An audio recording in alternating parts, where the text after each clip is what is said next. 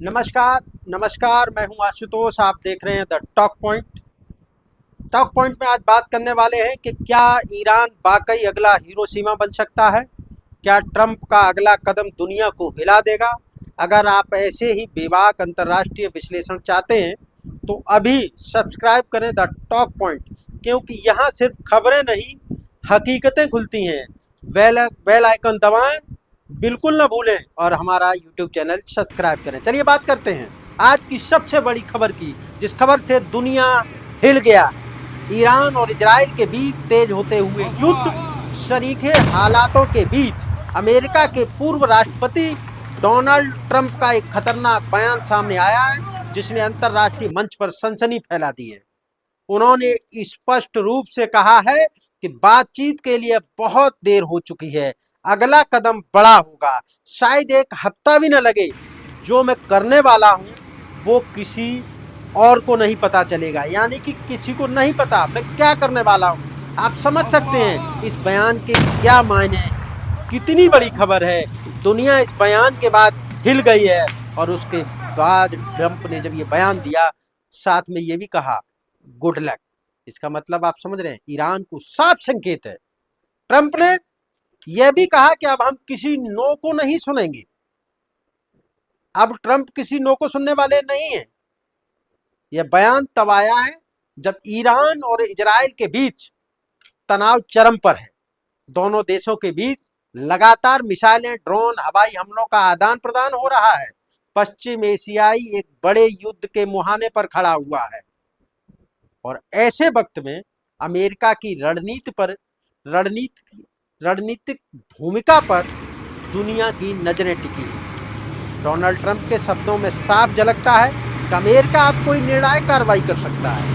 एक ऐसा हमला इतिहास में दर्ज होगा। क्या कभी अमेरिका ने ऐसा हमला किया है? जिसको ना पता हो उसको मैं बताना चाहता हूं। 1945 द्वितीय विश्व युद्ध के अंत में अमेरिका ने जापान के हिरोशिमा और नागासाकी पर परमाणु बम गिराए थे।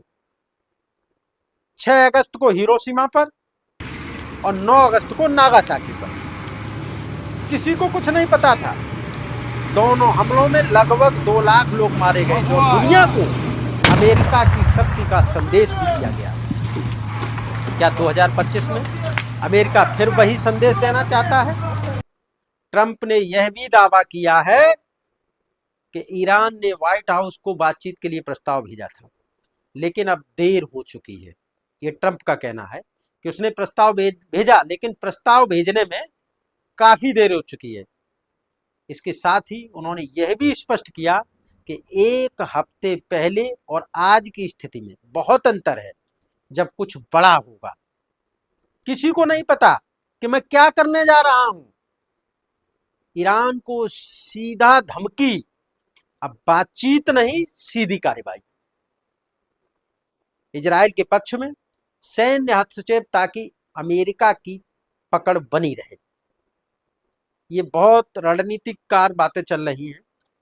चीन रूस को परोक्ष संदेश कि अमेरिका अब भी विश्व राजनीति का सुपर पावर है, यानी कि जहां सुपर पावर दिखाने की बात आ जाती है वहां कुछ भी हो सकता है। कोई भी अपने आप को सुपर दिखाने के लिए कुछ भी कर सकता है। तो क्या अमेरिका कुछ ऐसा ही करने वाला है? अमेरिका जनता के लिए एक मजबूत चुनावी संदेश कि ट्रंप ही मजबूत नेतृत्व दे सकते हैं, ये भी संकेत दिया जा सकता है।